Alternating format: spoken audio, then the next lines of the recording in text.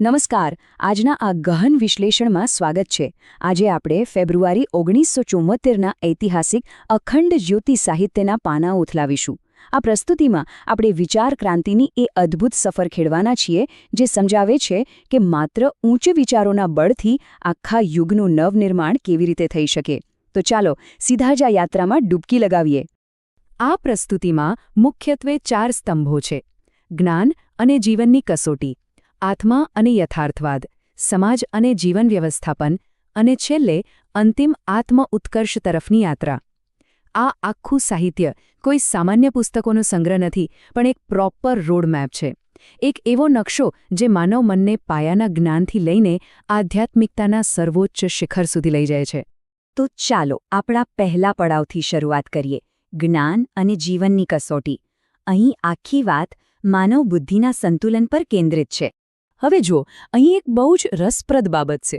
આ સાહિત્ય સીધો જ એક પડકાર ફેંકે છે. રોજિંદા જીવનમાં બુદ્ધિમત્તા અને મૂર્ખતા વચ્ચેનો અસલી તફાવત શું છે?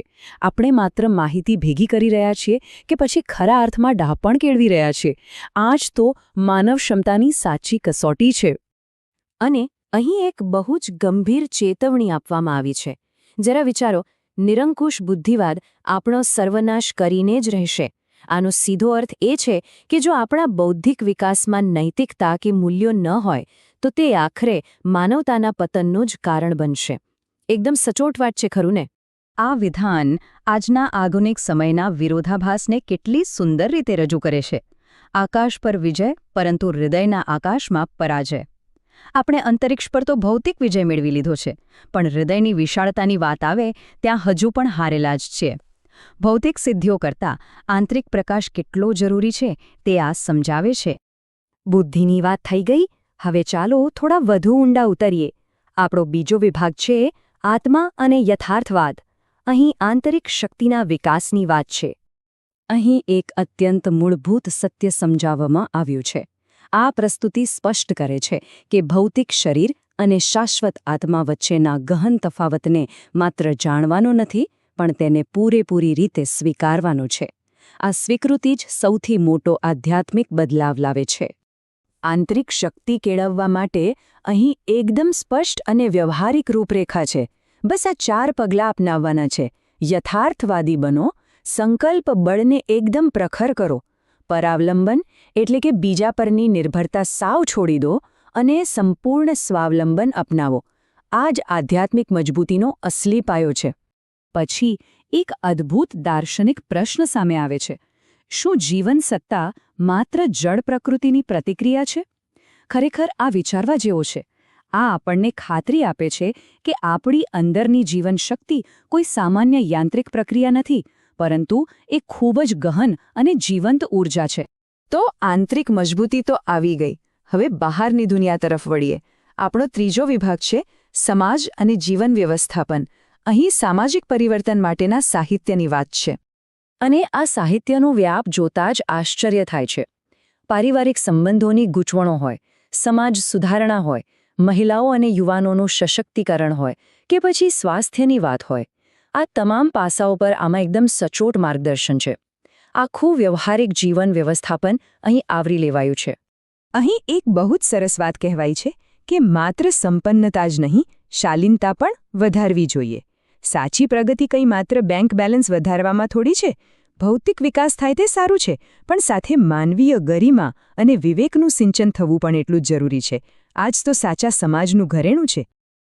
વ્યવહારિક જીવન વ્યવસ્થાપનમાં શારીરિક સ્વાસ્થ્ય પણ બહુ મોટો ભાગ ભજવે છે. આ સાહિત્યમાં બહુ જ સ્પષ્ટ ચેતવણી છે કે માંસાહારથી કોઈ જ ફાયદો થતો નથી. ઉલટું તે ગંભીર નુકસાન પહોંચાડે છે. શારીરિક અને માનસિક શુદ્ધતા માટે આ એકદમ આવશ્યક પાસું છે. અહીં એક અત્યંત શક્તિશાળી પ્રતીક વાપરવામાં આવ્યું છે. શું સૂકું આકાશ પણ વરસી શકે છે? આ આપણને શું સૂચવે છે? એ જ કે ભલે સામાજિક પરિસ્થિતિઓ ગમે તેટલી નિરાશાજનક કે સૂકી કેમ ન લાગતી હોય, જો સામૂહિક પ્રયાસ કરવામાં આવે તો તેના નવજીવન ચોક્કસ લાવી શકાય છે. અને હવે આપણે આ વૈચારિક યાત્રાના એકદમ શિખર પર પહોંચ્યા છીએ. આપણો અંતિમ વિભાગ છે અંતિમ આત્મ ઉત્કર્ષ તરફ. આ છે યુગ નિર્માણનો સાચો માર્ગ. આ પગલાં દર પગલાંની પ્રગતિ મૂળ ફિલોસોફીને કેટલી સરળ રીતે સમજાવે છે. જુઓ, આખા યુગનું નિર્માણ કરવું હોય તો સૌથી પહેલી અને અનિવાર્ય શરત છે વ્યક્તિગત સુધાર.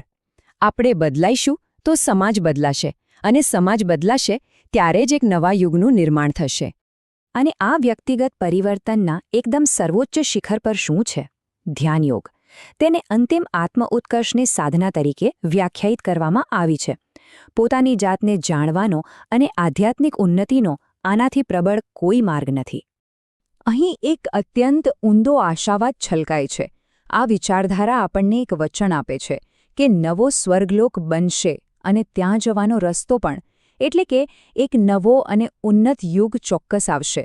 અને એટલું જ નહીં, ત્યાં સુધી પહોંચવાનો રસ્તો પણ સાવ સ્પષ્ટ છે. આસપાસની તમામ નકારાત્મકતાઓ વચ્ચે આ એક ઘોષણા સૌથી અલગ ધરી આવે છે: આપણું ભવિષ્ય અંધકારમય નથી. આ વિચાર ક્રાંતિની તેજસ્વી મશાલ આપણને એ ખાતરી આપે છે કે માનવતા માટે હજુ પણ એક અદ્ભુત આશાનું કિરણ જીવંત છે. તો 1974ની આ ઐતિહાસિક રૂપરેખાના અંતે એક બહુ જ મોટો પ્રશ્ન ઊભો થાય છે.